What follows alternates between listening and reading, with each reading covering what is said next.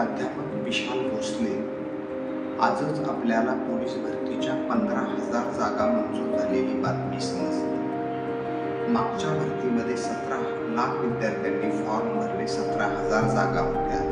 या वर्षीच्या येणाऱ्या भरतीमध्ये किती विद्यार्थी फॉर्म भरतील आणि किती विद्यार्थी भरती होतील हाही महत्त्वाचा प्रश्न आहे। चला तर याच प्रश्नाचे उत्तर देण्यासाठी मी प्राध्यापक विशाल भोसले आज आपणासमोर पोलीस भरतीचा महासंग्राम या यूट्यूबच्या मोफत लेक्चर सिरीजमध्ये आपलं स्वागत करतो। पोलीस भरतीचा अभ्यासक्रम हा ठराविक साच्यामध्ये आहे, ज्याच्यामध्ये मराठी व्याकरण आहे, गणित आहे, बुद्धिमत्ता आहे। हे 3 विषय खूप महत्त्वाचे आहेत, पण त्यापेक्षाही सर्वात महत्त्वाचा जो विषय आहे तो आहे सामान्य ज्ञान, ज्याला पोलीस भरतीचे आपण विद्यार्थी काय म्हणतो की जीके असं म्हणतो। या विषयामध्ये जे इतर विषय समाविष्ट करण्यात आलेले आहेत त्याच्यामध्ये चालू घडामोडी असतील, वेगवेगळे पुरस्कार असतील, वेगवेगळ्या पुस्तकं असतील, इतिहास आहे, भूगोल आहे, विज्ञान आहे, अर्थशास्त्र आहे, पर्यावरण आहे, पोलीस प्रशासन आहे, यासारख्या असंख्य विषयांचा मिळून हा सामान्य ज्ञान हा विषय बनलेला आहे आणि हाच विषय विद्यार्थ्यांचं भवितव्य ठरवत असतो आणि तोच विषय आज आपण घेऊन येतोय। त्या विषयातील सामान्य विज्ञान या विषयातील आवर्त सारणी किंवा रसायनशास्त्र या अनुषंगाने मी तुमच्याशी बोलणार आहे। विद्यार्थी मित्रांनो, मूलद्रव्य जी निसर्गामध्ये आढळतात, सगळ्यात महत्त्वाची गोष्ट म्हणजे मूलद्रव्याच्या अगोदर आपण पदार्थांच्या अवस्था पाहूयात। पदार्थांच्या अवस्थामध्ये द्रव आहे, वायू आहे, त्यानंतर स्थायू आहे। याच्या पुढे 2 अवस्था आहेत ज्या विद्यार्थ्यांना माहीत असतील। मी 5वी अवस्था सांगतो। 5वी अवस्था आहे बोस-आइन्स्टाईन नावाची 5वी अवस्था। 4थी अवस्था तुम्ही मला कमेंट करून सांगायची आहे, कारण 4थ्या अवस्थेवरती बऱ्याच वेळा परीक्षेला प्रश्न आलेले आहेत। द्रव्याचे वर्गीकरण रासायनिक पद्धतीने केल्यानंतर ते 3 प्रकारे केलं जातं, ज्याच्यामध्ये सुरुवातीला मूलद्रव्य, ओके, दुसरा जो आहे तो संयुगे, दुसरं जे वर्गीकरण आहे ते संयुगे आहे आणि तिसरं जे आहे ते मिश्रणे आहे। अशा पद्धतीने द्रव्यांचं वर्गीकरण केलं जातं, त्याच्यावरती बहुतांश वेळा प्रश्न आलेले आहेत। आता पहिला प्रश्न येतो की निसर्गामध्ये मूलद्रव्य म्हणजे काय? द्रव्याचा अविभाज्य घटक याला मूलद्रव्य असे म्हणतात। अशी व्याख्या आइन्स्टाईन नावाच्या एका फ्रेंच शास्त्रज्ञाने केलेली आहे।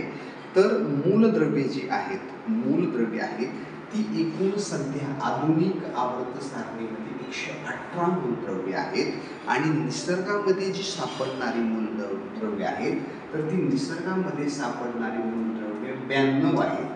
निसर्गात सापडणारी मूलद्रव्ये किती आहेत? 92 मूलद्रव्ये निसर्गामध्ये सापडतात। आता सगळ्यात महत्त्वाचा प्रश्न कधी येतो की नैसर्गिक मूलद्रव्ये किती आहेत? तर नैसर्गिक मूलद्रव्ये ही 92 आहेत, पण त्याच्याही पुढे जाऊन परीक्षेला अत्यंत महत्त्वाचा जो प्रश्न येतो तो प्रश्न या ठिकाणी मी घेतोय की याच्यामध्ये धातुरूप मूलद्रव्ये किती आहेत आणि अधातुरूप मूलद्रव्ये किती आहेत हे विचारलं जातं। तर याच्यामध्ये 70 मूलद्रव्ये ही धातुरूप आहेत, तर अधातुरूप मूलद्रव्ये किती असतील? तर 22 मूलद्रव्ये ही काय आहेत? अधातुरूप आहेत। आता अशा पद्धतीनं मूलद्रव्यांची जी आवर्त सारणी आहे, मूलद्रव्यांची मांडणी करण्यासाठी जी सारणी तयार केली तिला आवर्त सारणी असे म्हणतात आणि या आवर्त सारणीमध्ये ज्याच्यामध्ये ड्रोबे रायनरची त्रिके आहेत, ड्रोबे रायनर हा एक शास्त्रज्ञ होता, त्याची त्रिके आहेत। त्यानंतर तुम्हाला तुम्हाला न्यूलँडची अष्टके आहेत आणि न्यूलँडच्या अष्टकानंतर तुम्हाला मेंडेलिव्हची आवर्त सारणी आहे। त्याच्याही पुढे जाऊन तुम्हाला आधुनिक आवर्त सारणी सुद्धा शिकायची आहे, ज्याच्यामध्ये ज्या आधुनिक आवर्त सारणीमध्ये 7 आवर्तने आहेत आणि 18 गण आहेत। यातील खूप महत्त्वाचे मुद्दे आहेत, ज्यातील 18वा जो गण आहे तो निष्क्रिय वायूचा गण आहे, त्याच्यावरती प्रश्न आलेले आहेत। मग कार्बनच्या गटावरती आलेले आहेत, नायट्रोजनच्या गटावरती आलेले आहेत, बोरॉनच्या गटावरती आलेले आहेत, ऑक्सिजनच्या गटावरती आलेले आहेत, नायट्रोजनच्या गटावरती आलेले आहेत। अशा पद्धतीनं जे गट आहेत त्या प्रत्येक गटावरती आत्तापर्यंत प्रश्न येऊन गेलेले आहेत. आता त्याच्या पुढं जातोय आपण. संयुगे म्हणजे काय, तर संयुगे हे द्रवाचं मिश्रण एक ठराविक द्रव प्रमाणात येऊन रासायनिक अभिक्रिया होऊन जे तयार होते त्याला संयुगे म्हणतोय. संयुगाचं जे उदाहरण आहे ते H2O म्हणजे काय आहे, संयुगाचं उदाहरण H2O हे पाणी हे काय आहे, संयुगाचं उदाहरण आहे. आणि हाही प्रश्न बऱ्याच वेळा परीक्षेला येऊन गेलेला आहे. त्याच्यापुढे मी जातोय मिश्रणामध्ये. मिश्रणाचे दोन प्रकार आहेत, एक समांगी मिश्रण आहे आणि दुसरं विषमांगी मिश्रण आहे. समांगी मिश्रणामध्ये आपण जास्त काही बघणार नाही, तर विषमांगी मिश्रणाचे दोन जे उपप्रकार दिलेले आहेत ज्याच्यामध्ये निलंबन आहे आणि दुसरा आहे कलील. निलंबन आणि कलील हे दोन प्रकार आहेत. निलंबनामध्ये उदाहरण आणि त्याचा जो डायमीटर आहे त्याची जो प्रश्न आलेला आहे त्याच्यावरती 10⁻⁴ याच्यापेक्षा मोठे त्याचे कण असतात, त्याच्यामुळे ते डोळ्यांना दिसतं. त्याच्यामुळे आपण रॉकेल आणि पाणी हे असं, रॉकेल आणि पाणी यांचं जे मिश्रण आहे ते काय आहे, निलंबन आहे. परंतु कलील जे आहे, परंतु काय कलील जे आहे, कलील जे आहे ते जे आहे तो 10⁵ यापेक्षा कमी असतं. त्याच्यामुळं काय होतं, तर त्याच्यामुळं त्याचे कण वेगवेगळे आपल्याला दिसत नाहीत. या कलिलामध्ये काय आहे, या कलिलाचं जे उदाहरण आहे ते दूध आहे, शाई आहे. आणि या कलिलचाच एक पुढचा जो मुद्दा आहे तो आहे टिंडाल परिणाम. टिंडाल परिणाम म्हणजे काय, बऱ्याच वेळा परीक्षेला येऊन गेलेलं आहे. टिंडाल परिणाम, जर आपण कलील द्रावणात प्रकाश टाकला तर आपणास प्रकाशाचे अपस्करण होताना दिसेल, यास टिंडाल परिणाम असे म्हणतात. उदाहरणार्थ धूलिकणांवर पडणारे सूर्यकिरण ह्या टिंडाल परिणामाचे उदाहरण आहे.